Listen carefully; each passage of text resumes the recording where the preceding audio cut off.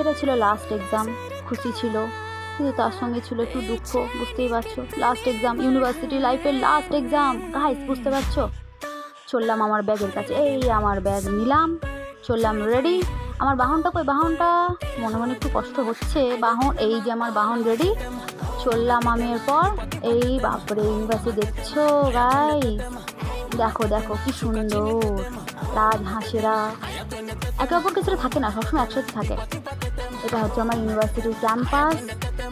খুব মিস করছি, ভীষণ মিস করছি। হ্যাঁ, ইউনিভার্সিটি লাইফ শেষ।